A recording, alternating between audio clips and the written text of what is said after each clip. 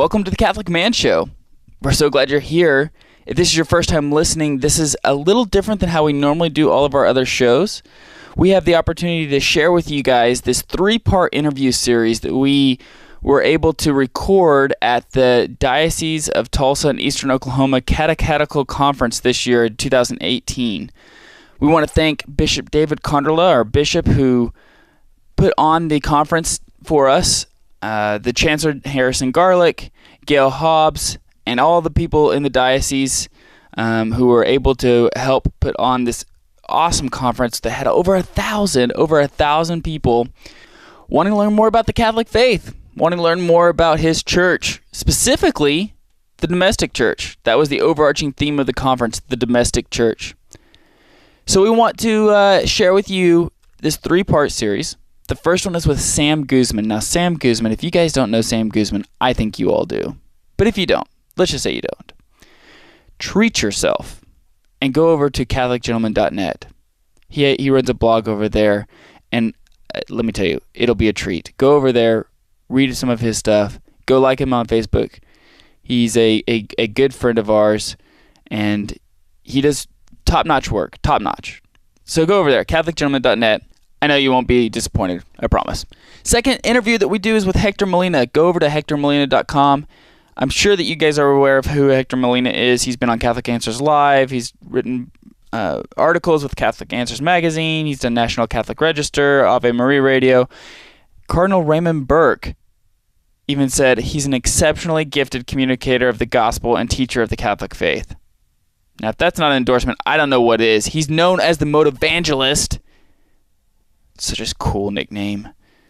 I don't have a cool nickname. Anyway, go over to HectorMolina.com. You can go find out more. He's with Casting Nets. And you can find out more about Casting Nets with CastingNetsMinistry.com. Now, the third and final installment of our 3-part series is an interview with Dr. Scott and Kimberly Hahn. Now, if you've been living under a rock for the last 30 years, if you're Catholic living under a rock for the last 30 years, and you don't know who they are, you can go to stpaulcenter.com or scotthahn.com.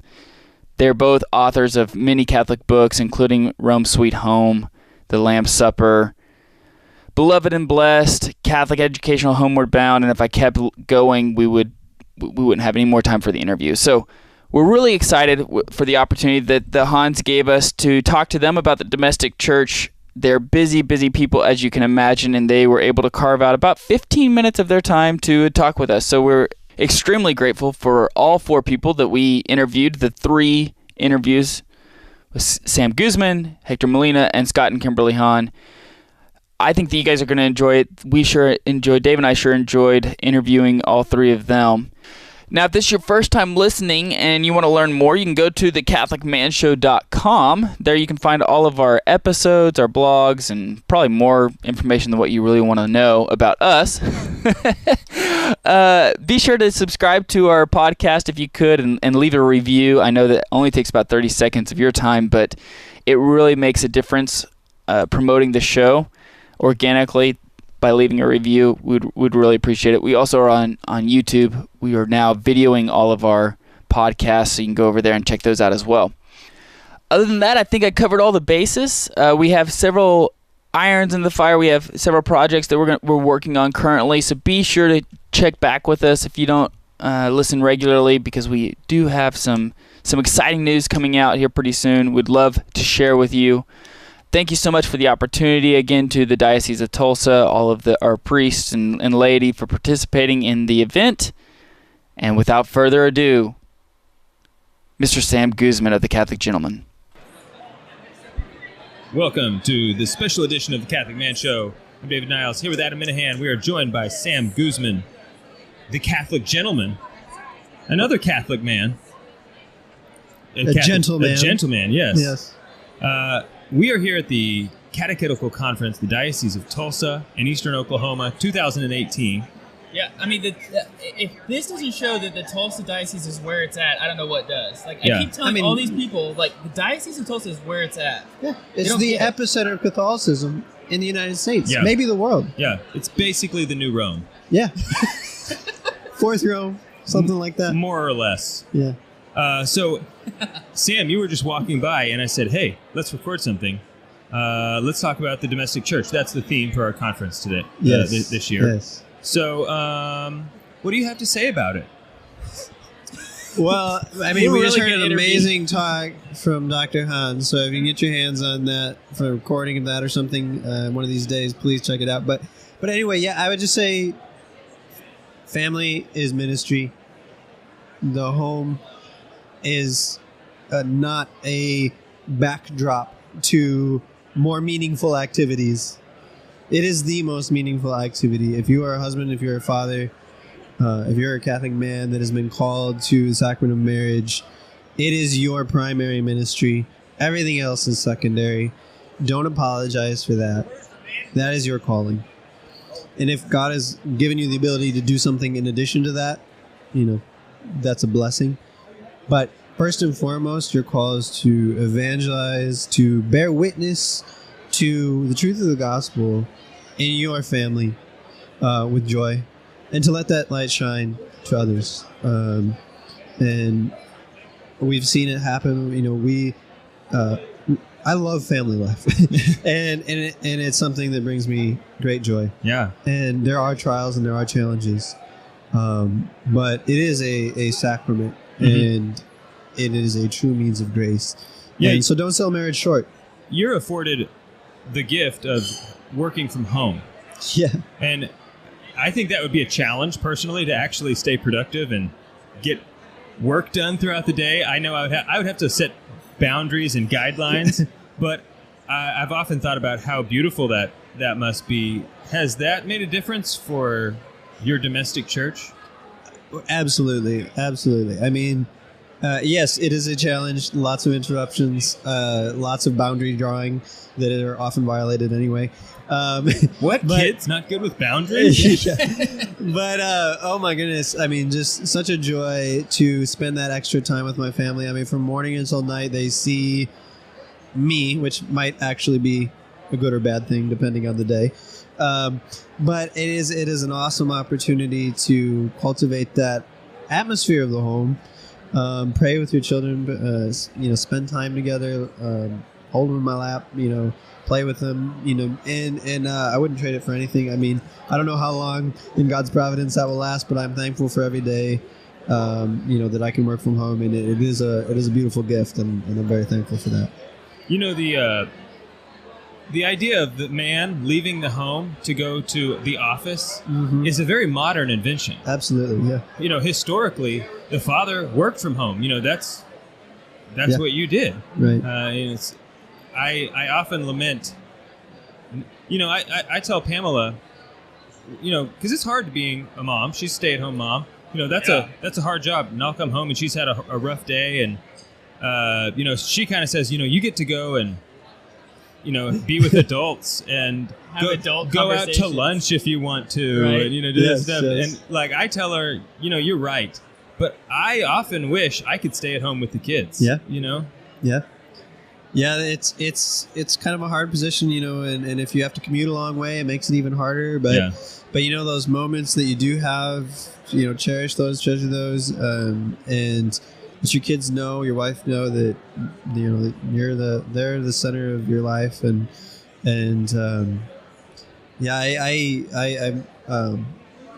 thankful every day for every moment that we have together as a family, because there really is that my children give so much to me. I'm not just giving to them, but they enrich my life, and they actually teach me things, and I'm thankful for that.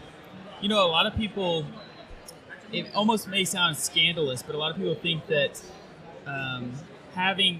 making sure to put your wife before your children. Yeah. And that's something that a lot of guys forget to do once you have children. You have 3, 4, 5 children. All of a sudden you realize it's very easy to put time into your kids without forgetting about making sure you have that one-on-one, that time with your wife. Yes, yeah, no, you're absolutely right. I mean, a lot of families put the kids first, and but the other day one of my sons came up to me and they had seen a picture of me, and they were showing me the picture. It was my wife and I, and they said, "Daddy loves Mama," and it just made me just warm my heart so much. And I was just thinking, that's what they need to see is that your wife is everything to you, and kids need that security. They need to know that their parents love each other, and they're not just roommates, but that there's a deep connection there, and that flows down to the kids. And I think actually there's something in kids that's disoriented when they're the center of the universe. They need to know that they're not the center of the universe, and it's a healthy thing. And when they see that mom and dad are a team and they love each other, and they see them sacrificing for each other, that makes a profound difference in a child's life. So I have one last question for you. Well, we're talking about the domestic church, and I think many people don't take that. They don't think about the home being a church, and there's almost a literal application here. The way we decorate a church, there should be something in the way we decorate our homes because it is the church. Do you have a best practice or a good idea for what's maybe an easy first step or one step someone could take to physically making their home more of a domestic church? Yeah, I can only share what we do. I mean, we have a little home altar in our home, and statues of Jesus and Mary, and holy cards and candles and a crucifix prominently, and incense. We've tried that. Set off the smoke alarm a few times. I incense my lunch. But no, I mean, really, it's that's not, the TV isn't in the center. The altar's in the center, and it's just kind of symbolic that Christ is the center of our home. And we pray around it. We have I would call a mini liturgy in our home, in the sense that, morning prayers, we certainly pray at every meal.